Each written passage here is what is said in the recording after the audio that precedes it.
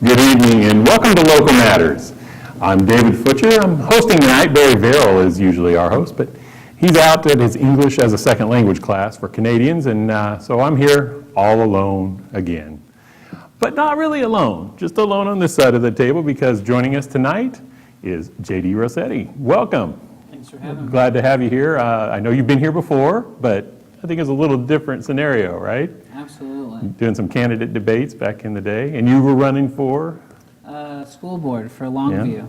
Yeah. That's right. And how'd that go? That went really well. All right. And we're just about 2 years down the line and having a good time on there. Yeah? Absolutely. You happy you did it and you file again? Plan to?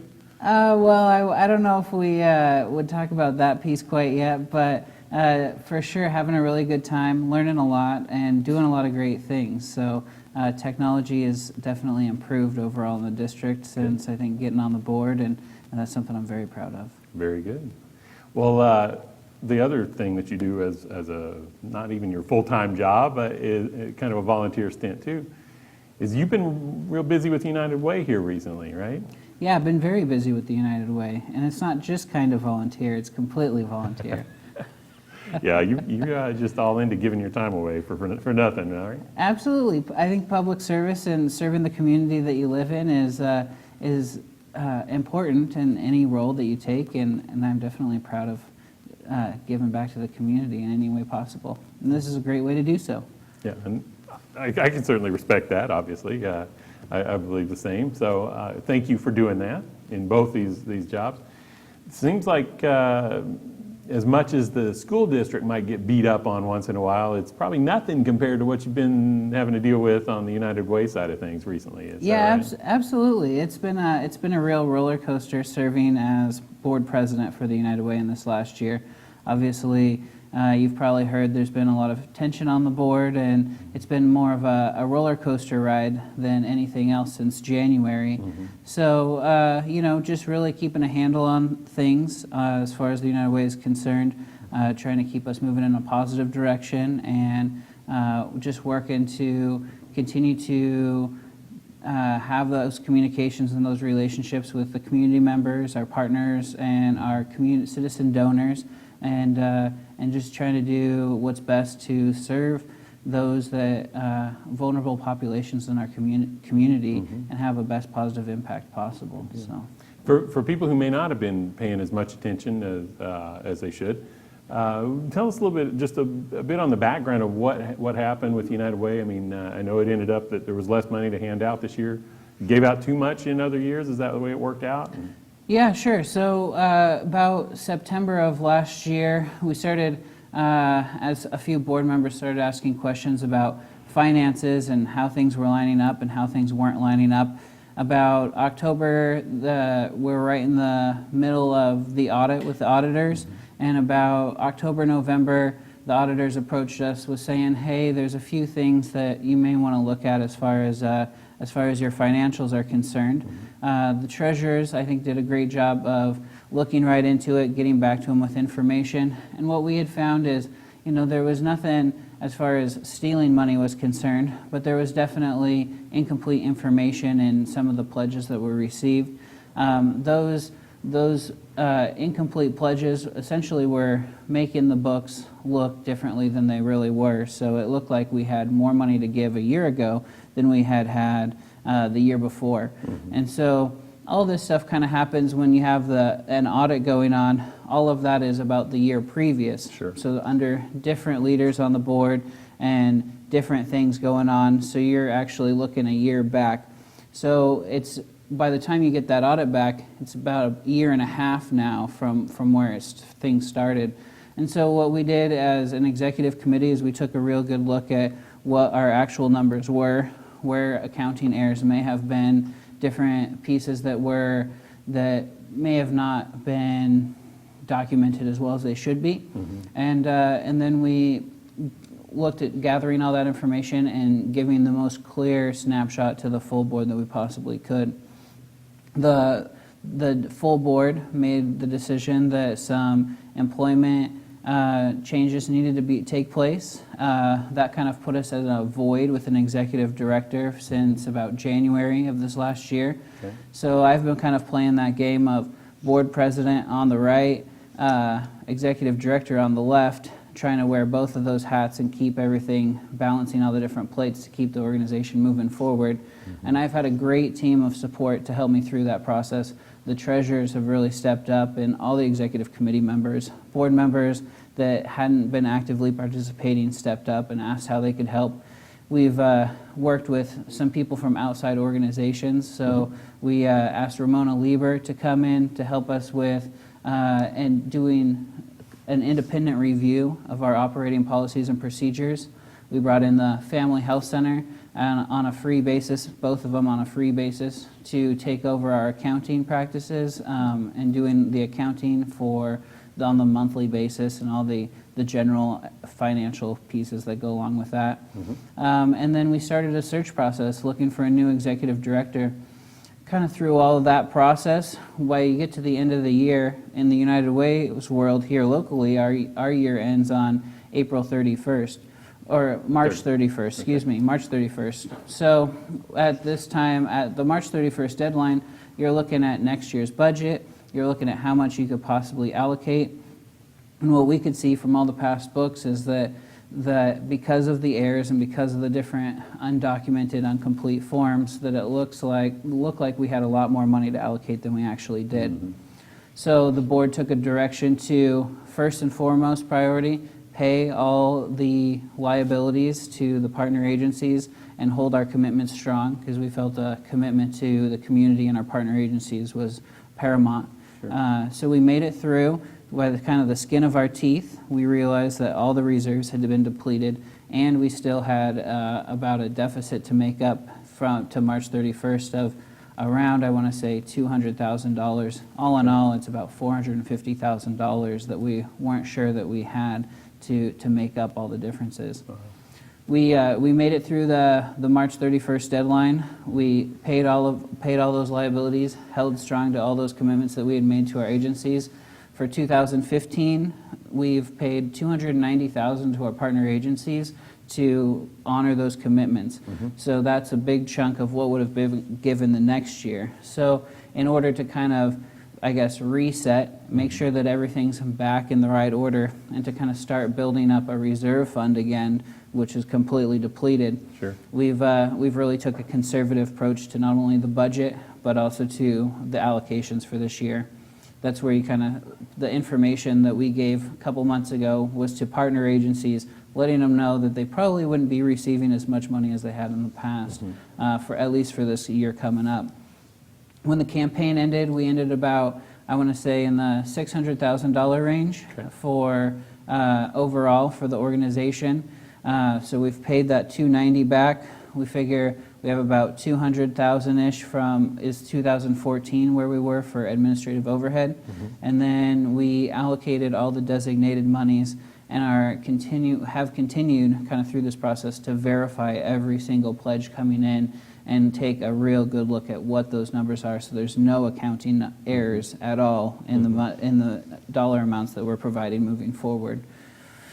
The long and the short of it from that point is giving those designated allocations, looking at about having $50,000 to $100,000 to allocate moving forward. Okay. So that's kind of where we've put it. We postponed those allocations in April for the fact that we wanted to make sure we had an executive director that could at least observe the process, as well as kind of get to see what board members are saying about the different organizations that are partner agencies.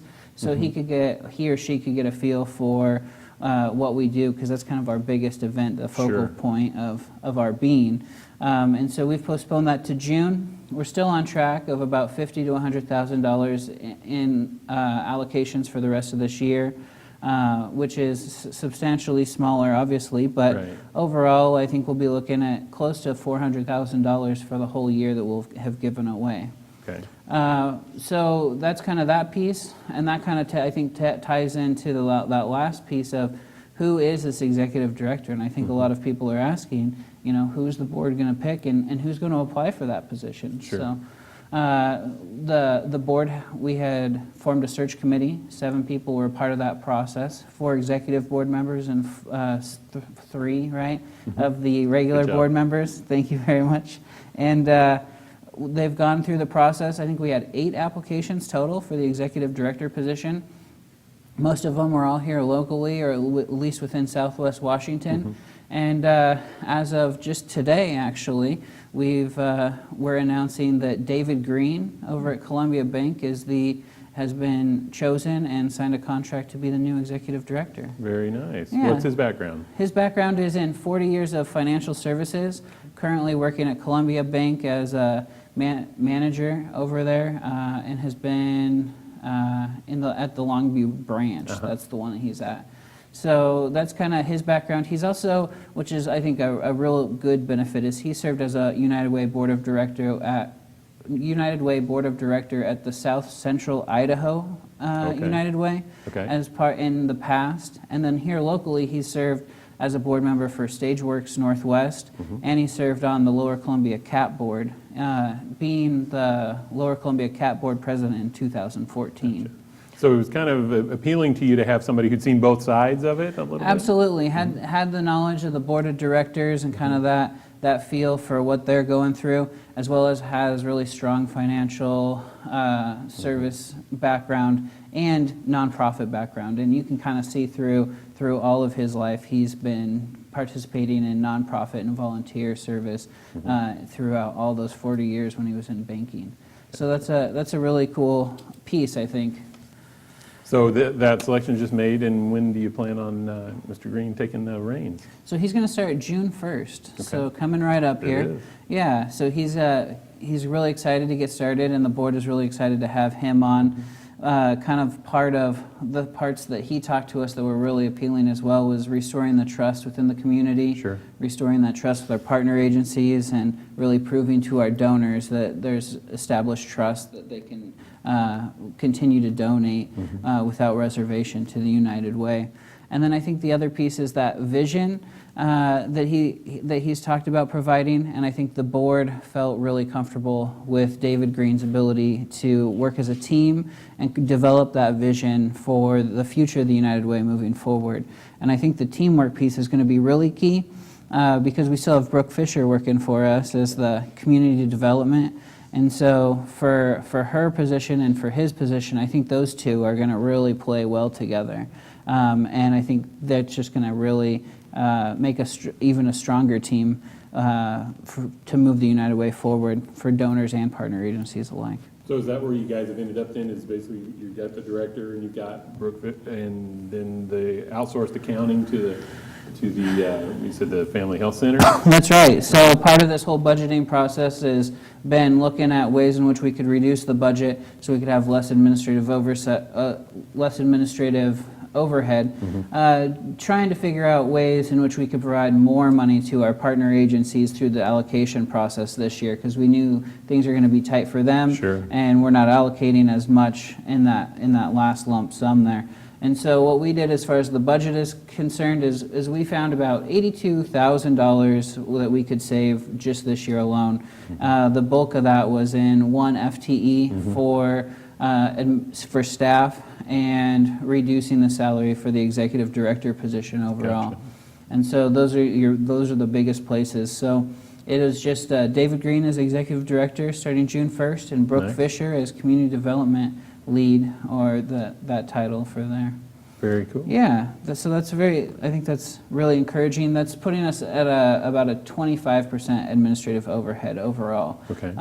So if we had gone with a current budget as of last year, we'd be at about 30%. So we've reduced it about 5. I know it's not huge in the grand scheme of things, but I think the board has a good direction in mind and is headed in the right direction. And I think over the course of this next year, we can even reduce that further by just looking at some of the different things that we could reduce, being office space, one of them. I think that we could really save in the next year if we figure out the right transition in the right direction for that.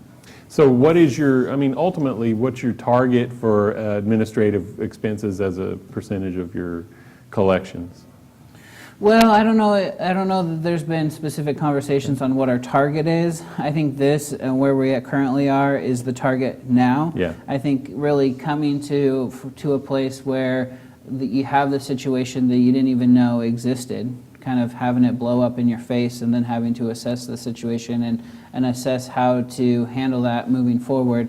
I think really a lot of times the board is looking at, well, what's best here right now, and then how do we kind of at least put a little emphasis on future direction. So we've had a few conversations, but I think that kind of goes even into kind of the last development on the board, and that would be executive committee leadership positions. So part of the makeup of the board is you have these executive committee members, myself serving as board president, treasurer, vice president, all those different pieces, and those elections take place this month, next week. Okay. So I think what we'll really see is new elections, new leaders.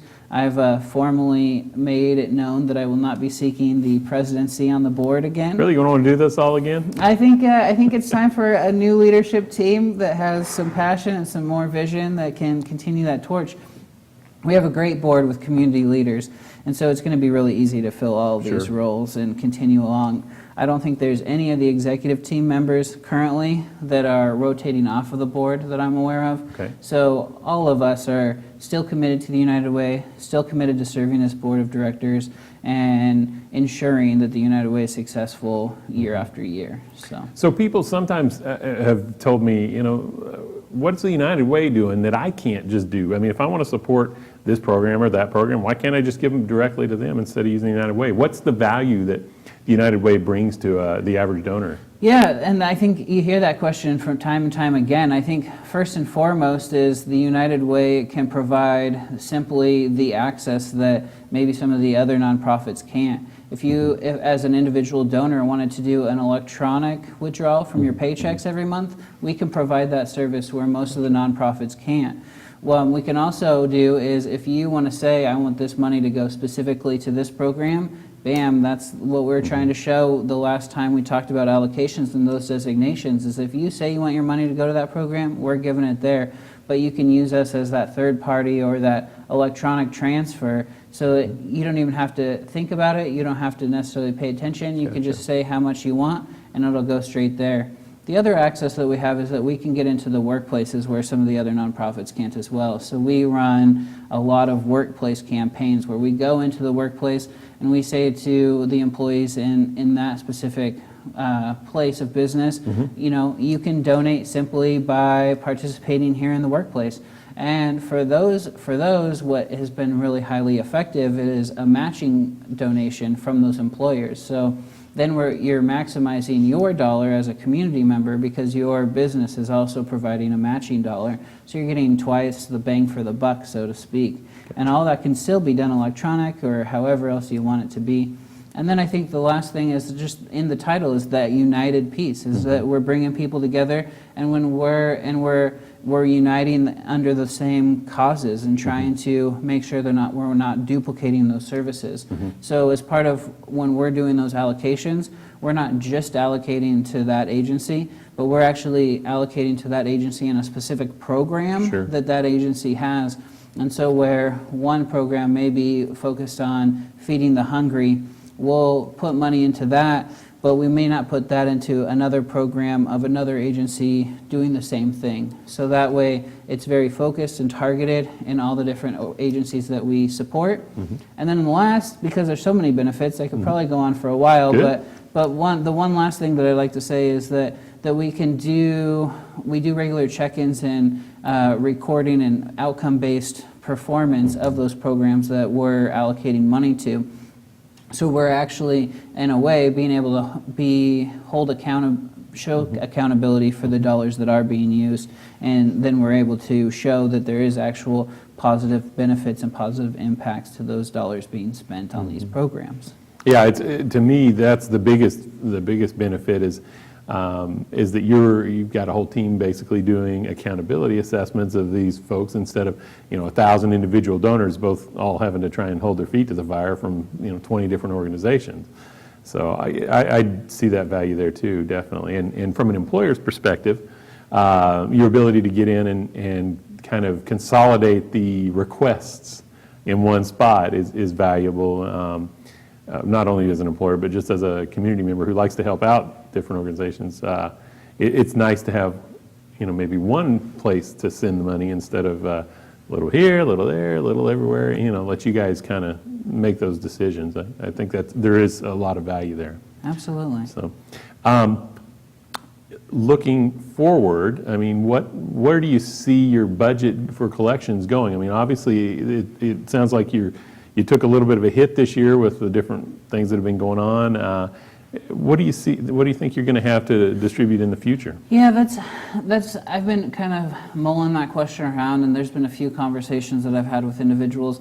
Really, if you kind of think about where we were a year ago and the numbers that we were using and as incorrect that they were, and the amount of money that we raised this year, about that $600,000 mark, that's really not too far off from where we were once you kind of fix all the errors and the complete the information.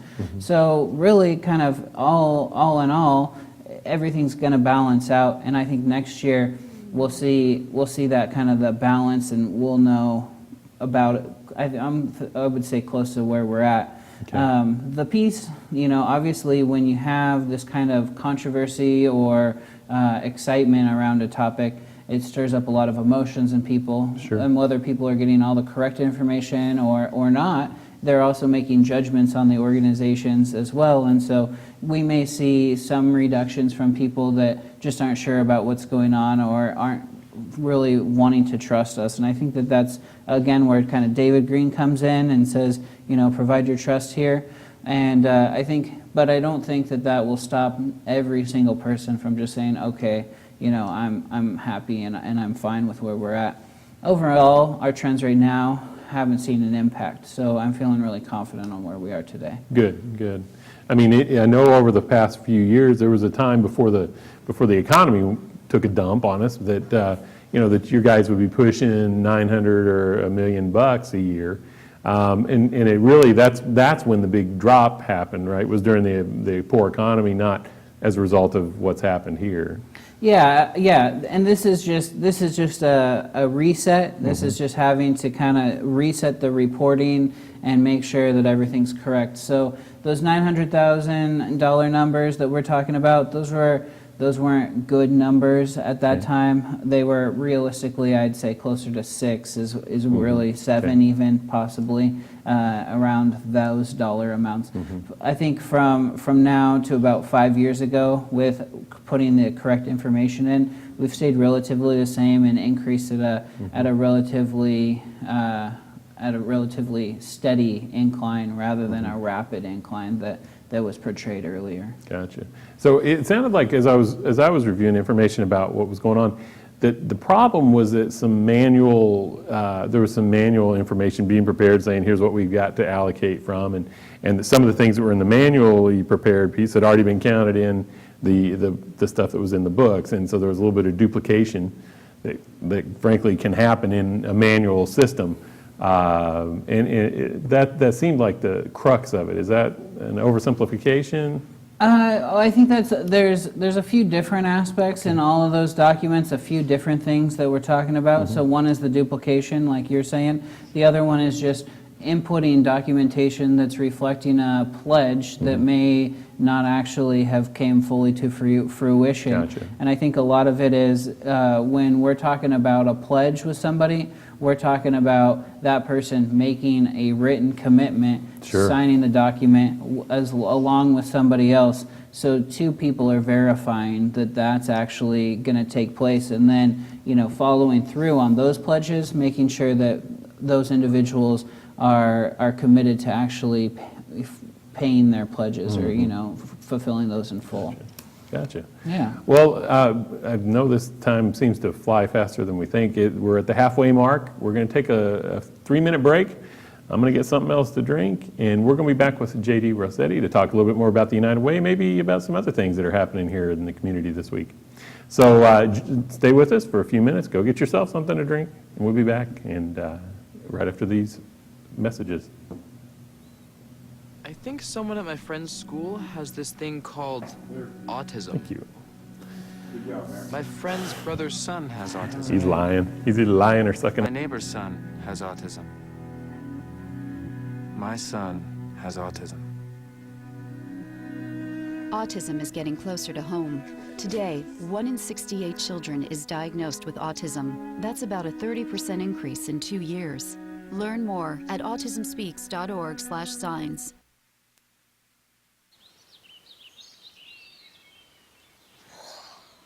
Oh, look, a redhead. Staring contest.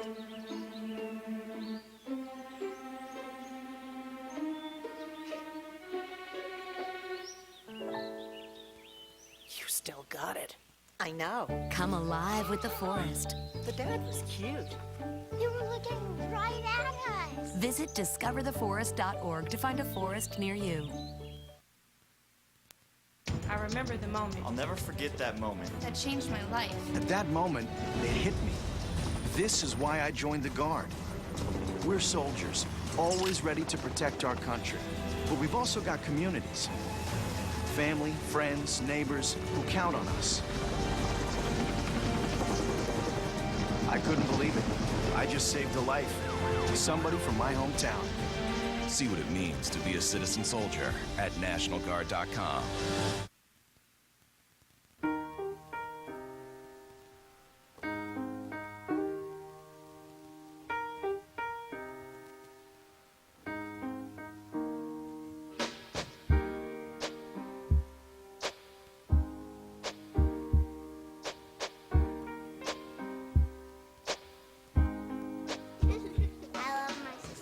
My heart doesn't see race.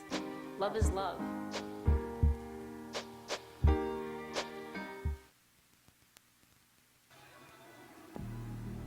The inherent right to work is one of the elemental privileges of a free people. Endowed, as our nation is, with abundant physical resources, and inspired as it should be with the high purpose to make those resources and opportunities available for the enjoyment of all.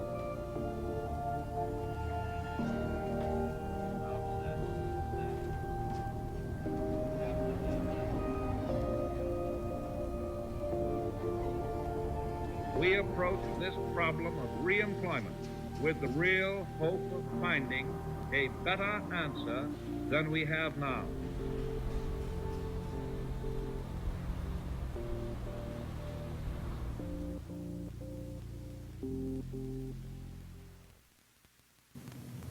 Good evening and welcome back to Local Matters. Our guest tonight, J.D. Rossetti, he's here talking, we've talked about the United Way. We may have some other things to talk about here, but welcome back. Thank you. You know, the one thing that came out of this whole process, I think there's a real positive that came out, and that is, I think for the community, it kind of raised some awareness of not only appropriate accounting procedures, which guys like me can definitely get behind, but just about the roles of a board and what should be happening there. And I just want to kind of commend you guys. You've been real transparent and open about this whole process, it seems like. Do you feel like you've learned a lot about boardsmanship and how that's supposed to work in this process? Absolutely, most definitely.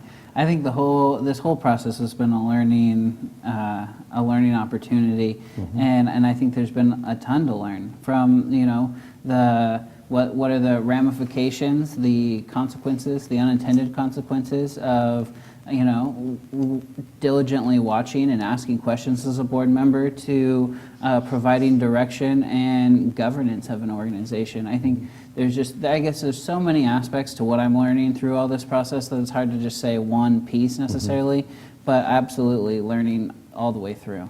Is there something you would take from these experiences and apply to your school district position where you're kind of the board there too? I mean, is there anything directly that you've picked up that you want to follow through there? Yeah, I definitely think so. I also want to just say thank you for the compliment on us being transparent and all the other pieces. We've tried really hard to make all those points, so I appreciate you noticing those. Yeah. On the school board and how it relates to the United Way, I think the main thing for myself is watching the finances closely and making sure that I'm aware of exactly what the different pots of money are and how they're being used and what they're being used for. I think that's a big piece, and that's been a big focus in the last 2 years anyways, but I think it really helps kind of open my eyes to how serious those public dollars are, and how closely you really need to be watching those, because they're not yours, they're the community's.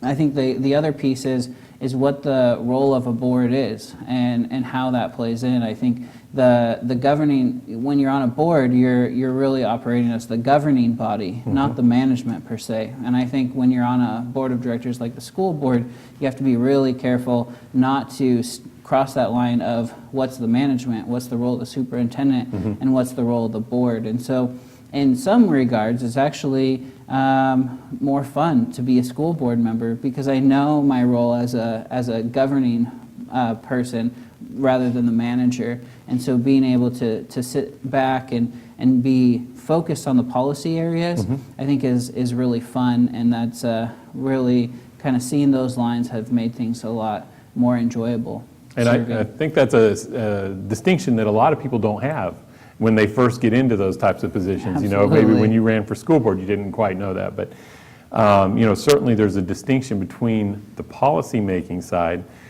which is the board, in your case, the board of directors for the United Way, and the school board in Longview, and then the administrative team that actually carries out those policies, which would be your executive director or your school superintendent and all the folks under that in the school district. And a lot of people, I believe a lot of people who run for office get in there thinking, well, hey, if I'm on the city council, I'm going to be making all the decisions. I'm going to tell everybody how to do everything, and are kind of surprised that isn't really the job of a city council member. Absolutely, and I think the best advice for any of these electeds that are, or those potential candidates, is to, if you're looking to get into those positions, I think the best advice that you can give is to ask questions when you get into those positions. You can ask all the questions you want, but maybe not telling people what to do is going to be the right case. And as we all go through this, I mean, I'm still learning all these processes, but the one other thing that I'd like to say is the ability in these positions to have as kind of the one guiding principle of hiring the executive director or the superintendent. So as a Longview School Board member, right about the time that I got involved, the previous superintendent had resigned. And this throughout this whole last year, the Longview School Board has been in the process of hiring a new superintendent. And we went with an interim superintendent for the last year, and have selected a superintendent, a permanent superintendent, to replace him. And he'll be starting on, I think, June 31st as well, so about the same time. So kind of using that experience and going through that experience with four other individuals, and then going through that process with the United Way, I can't believe how much you learn and how much I've learned in those processes. And I really hope, I think my biggest hope is that I'm making good decisions so that these individuals will stand up for the community and really rally what their mission and share their vision moving forward. Be good managers and good stewards of the public's dollars and trust. Well, the other part is, you mentioned you're making good decisions. Really, it's never one of us, right, in these types of situations. Absolutely. I mean, you got to have two buddies who think like you think to get anything done at the school district, and I need three friends in the city council. And it's more than that in the United Way Board. Yeah, exactly. and that's another thing I think people lose sight of. I mean, one guy who wants to change the world in a group a council or a commission of some sort has got to understand that can only be done with some level of consensus building. I mean, it's one vote is not going to get much done out there. Now, you can certainly influence folks with your voice, but if you can't generate some kind of teamwork, it's really hard to get anywhere. And that's right. Not everybody who signs up has that all figured out before they get there.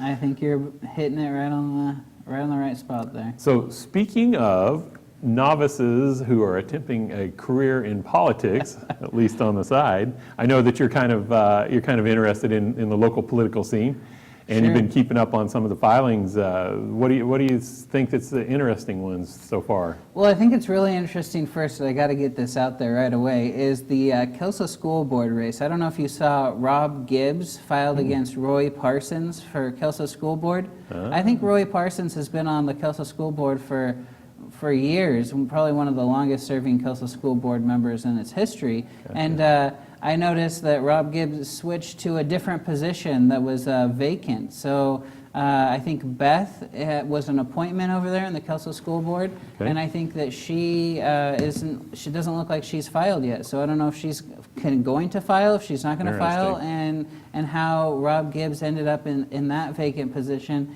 is kind of caught me by surprise and made me chuckle a little bit. It is always interesting to see who doesn't file, who does, and you're sitting here, it's Wednesday of filing week right now. Absolutely. So, you still got a couple days for people to come out of the woodwork. And it seems like in the past, there's a bunch of them that like to just kind of last second sign up, Well, They're kinda sandbagging I there. think we're gonna see that in the Longview School Board race. There's Robbie Alba Estrada. She was appointed to the Longview School Board just about a year ago, and it looks like she hasn't filed for her position, so there's still a vacancy on the Longview School Board. So anybody who would like that opportunity, I think there could be one out there for them, and maybe it's one of those 5 o'clock Friday jumpers. So you've got 3 open on the Three school? open, yeah. I think Barb Westrick's re-upped and Jennifer Leach is Right. re-upped. One of the things that I feel has been a privilege is we've had a majority woman board for Nice. the last year since Robbie got on, and I just think that that's been fantastic, especially with the news that we've seen about lack of participation Sure. from women in office. I think you'll see the Longview School District's Board of Directors is completely the opposite, and I think that that's awesome. Yeah, that's neat. It's something that we haven't had a ton of female either applicants for openings or candidates running. I mean, we've had some, and we've had some female members on our council, but, it's not been, there's never been 2 at a time. Right, right. It's been tough. While you still want to see this kind of diversity, at the same time, if you have 3 or 4 people putting in for a position, I still want to come out with the right one when we're making an appointment. I want to come out with the best Absolutely. candidate. Absolutely. And I don't want to look at gender in making that decision alone. But I'd like to have some more diversity. A think bunch of old white guys is kind of why I put in for council in the first place. Now I'm still just as white, but I'm a little older than I used to be. And it's just not necessarily reflective of our community when you don't have a little bit more diversity there. Sure. So I think the enthusiasm level for folks filing has been a little low. Hopefully it'll pick up in the next couple of days because there are still vacancies out there, and hopefully all those will get filled before the deadline on Friday. Right. At least one person in Yeah, there. at least one, right. Exactly. And nobody else has to put in for Kelso 4. There's a Kelso spot that doesn't have an incumbent running just yet in Dan Meyer's seat, and I think it may remain that way. So, if you want to run for Kelso City Council, there's a great seat to run for. We've got Larry Alexander signed up for that. That's position 6. You got to live in the north part of the city, but there's one where you don't have to go against an incumbent. The one thing I've learned in doing this show and meeting with people like you as you're running for office and all these other ones is knocking off an incumbent is a tough run, and it should be, because when we're sitting here and we have an incumbent and a challenger and we're asking these questions, it is night and day on the answers we get a lot of times. There's a guy who's been living it every day for 4 years or 10 years or 20 years. They know the job. And the guy who just would like to kind of help participate in what's going on in his community and make a difference, he's usually well-intended, but he's at a severe disadvantage. Well, and that's what I thought with this Port Commissioner District in Longview, is you have Jeff Wilson filed for it, and Daryl Dietz, the incumbent, he hasn't filed yet. I think that may be one of those, and it'd be really to see kind of the compare and contrast and what the two different have to offer, but I don't know that we're going to see an actual challenge there or not. Yeah, word on the street is we may not. Ah, interesting. From an incumbent anyway. So, that's been another group that's been a little bit high profile over the last few months, Absolutely. especially with that Haven decision and dealing with just life at the port. They've been not quite to the point that the PUD Commission has, but very high profile, I'd say. Oh, on a couple of pizzas, I'm sure. Yeah, exactly.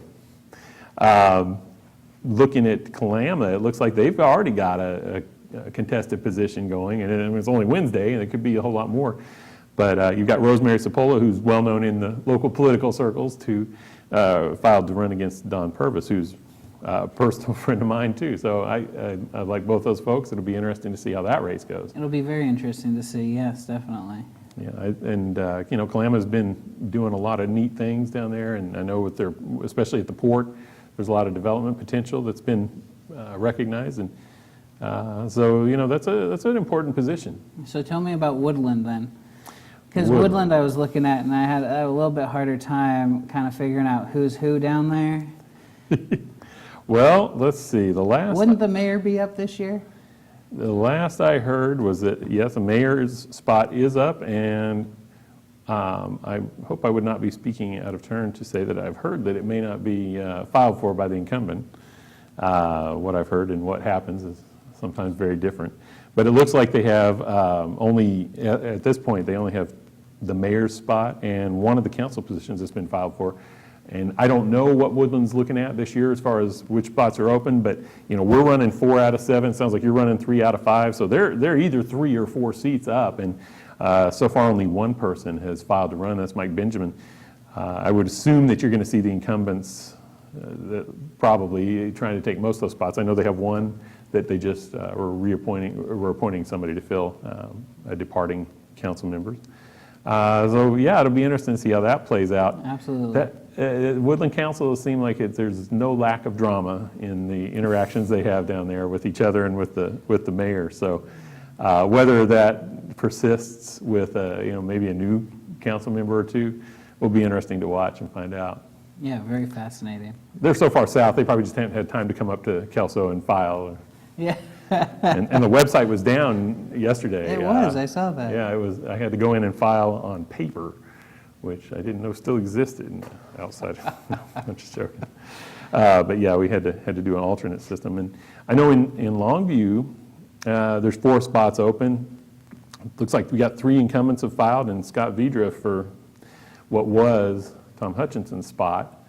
That's another person that I've heard is probably not going to put in. But again, you never know till Friday what really is going to happen. Absolutely. So they could have a new person there. I'd be surprised to see either of those though go to either that one or ours in Kelso, where Larry Alexander's filed.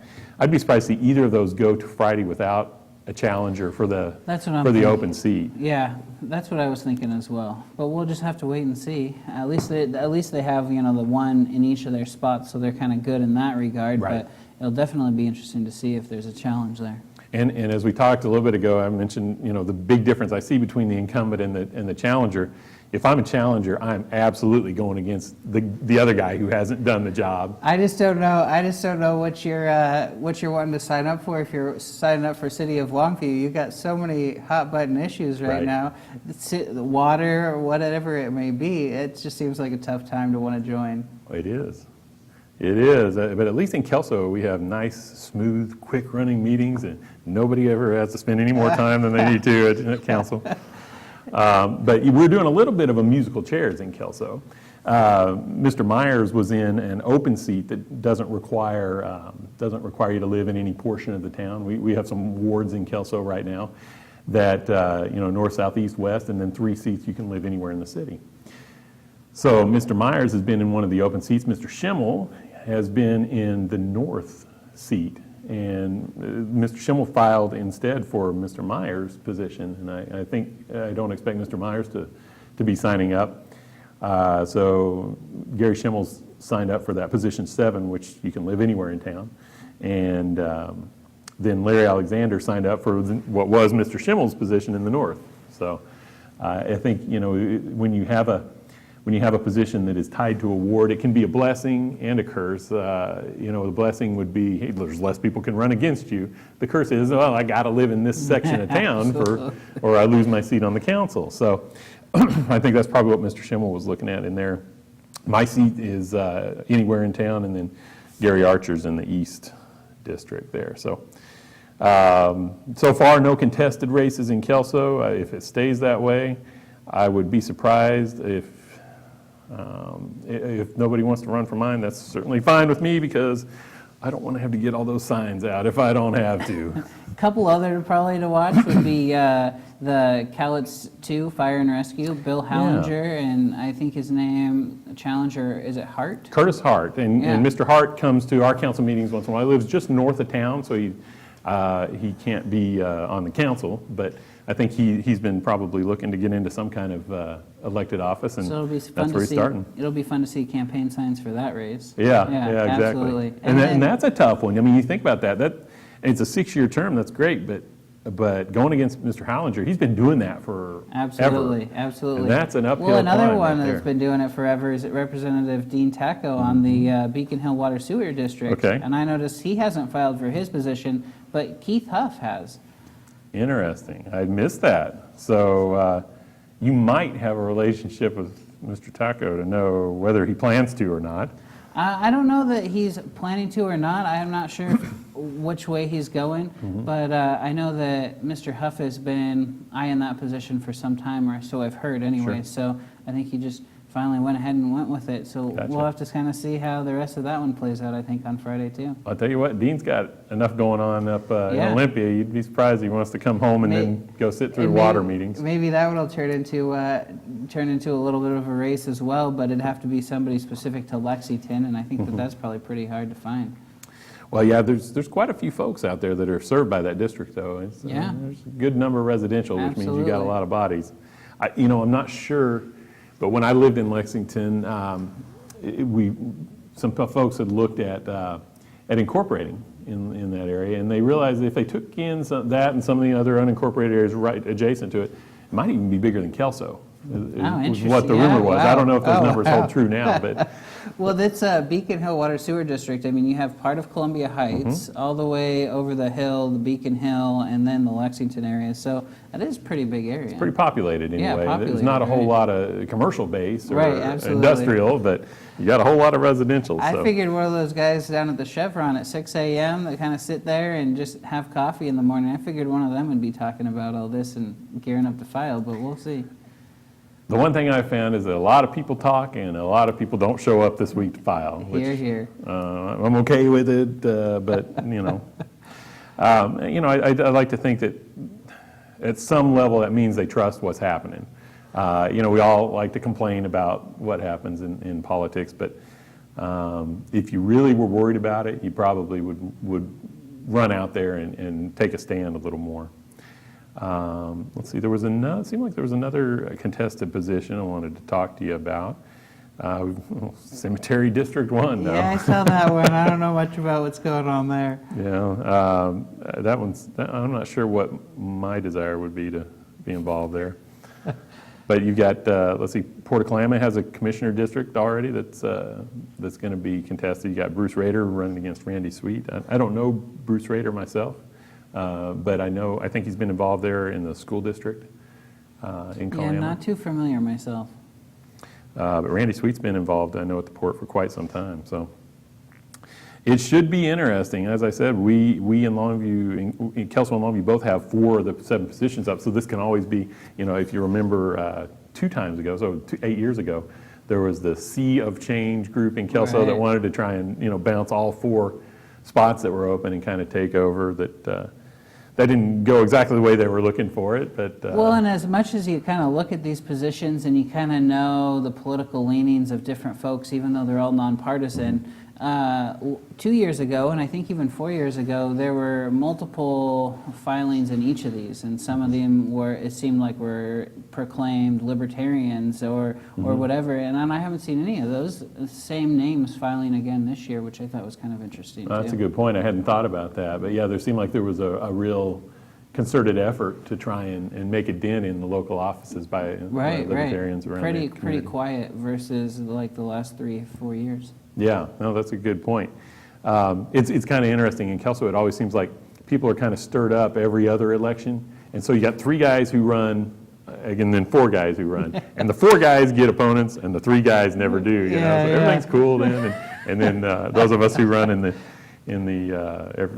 the other group, I drew 3 opponents in my first time, well, not my first time, but my first contested election. 3 opponents, that was fun. 2007, having to try and go against that. But, it's a good opportunity when you're contested to be able to get out and tell your story a little bit. The newspaper will Absolutely. talk to you. Yeah. If you don't have an opponent, you'll never hear from them, and I understand that. And you survived. Yeah, exactly. And it ended up going into the primary, coming out of the primaries with James Webb and myself going to the general. And I survived, but realized that James Webb's a pretty good guy, and we were able to get him on the council there shortly after. And he got knocked out a few years ago, but he did a good job for us. And he's serving on the planning commission now. Very good, Kelso. very good. So we've had a nice solid core. I appreciate the guys that are serving with me for the most part, and they do a good job. But it is funny this time of year to see, like we talk about the people who they go talk to the paper and talk about all these things they want to do that just can't be done by one guy, that may not even be legal to do at all. It's always a little bit of an educational process when you actually get the job and see what you're supposed to do and what you can't. I totally know. I mean, when I entered the race, the biggest controversy then was the merging of the schools, and that was huge. And that wasn't even necessarily why I got on the race. But I knew that topic would be talked about, and I had my talking points out, and I was going along, small incremental changes. Let's do this slow, this kind of thing. And we're here, about a year and a half, 2 years later, and we just had at the last board meeting an adopted facility master plan for a consultant to come in and kind of finish that work that was kind of just thrown to the wayside when the whole controversy ensued. And so, really, it takes about a year and a half in that consensus building, as well as putting all the right pieces together and making sure that you have all the conversations with community members and stakeholders throughout, all informed on what you're planning, on what you're wanting to do, so you can kind of move forward. And so, some of these things where you want to rush in and you make changes, maybe there's some opportunities to still make those changes, but maybe they just don't happen instantly. Right. And when we live in this world of instant gratification, we just assume we can just run in and say these things. But a year and a half later, and you're finally kind of getting back on track to having a real facilities master plan, I think that you kind of see that's the real change that we're talking about, because that's like the slow, steady stuff that's going to move the forward district in the long term. So you kind of have to be in it to win it, but in the long haul. Yeah, the one thing I found in being involved in the local political scene is that, yes, everything happens slowly. I mean, that's not something you can deny. But I've come to understand a little bit about why it needs to. I mean, when you're dealing with something that's affecting 12,000 people, there's 12,000 different ways of looking at the thing, and you need to take some time to explore all of them and figure out which one is really the right. And to just run off willy-nilly doing something because it seems like the cool decision to do today, you've got to have that process. Absolutely. And I think that process produces decisions that are fleshed out better, and I think is in the best interest of everybody long term. So will we be slower to do things? Absolutely. And will that be frustrating to people like me who own a business and just want to do something now? Yes. But there's value. There's value, and there's value in just making sure that all of your stakeholders and community members are on the same train, moving in the same direction. That's, I think, some of the biggest problem is you get people going one way and people going another way, and everybody needs to be moving forward together. So that's what the community's all about, right? Yeah, and that's the whole reason we don't have one guy making decisions in most of these situations. Absolutely. There's a group, and you got to have some majority, thought on things. And slow, yes, but effective, I think, in general. Well, I sure appreciate you coming down tonight, JD. Yeah, and nice chatting. it's been a good visit. I think we've learned some more about what's happening at the United Way. Congratulations on your new hire. Thank you. Tell us again his name. David Green. David Green, and he's from Columbia Bank right now, and he'll be joining United Way first of the month. Yep. So it'll be interesting seeing him as he introduces himself to the community in that role. Keep up your good work on the school board, and we never did mention what your day job is. You want to tell people? I work for Representative Brian Blake. Okay. I'm his legislative assistant. So in the background, and that's always, I think, Yeah. a good place to be. It is up there. So you've had a busy spring here, I know. Hopefully coming to a little bit of a decline here soon. I think we will soon, yes. Good. Well, thank you again for being here, and we look forward to having you on again. To next week, I don't know what we're doing next week, but that's just my limitation. You should plan to join us again on Local Matters, where we'll be talking to somebody who is just as important as J.D. Rossetti. Thanks for joining us now, and I look forward to that next week. I'm David Futcher, your host. Have a great night.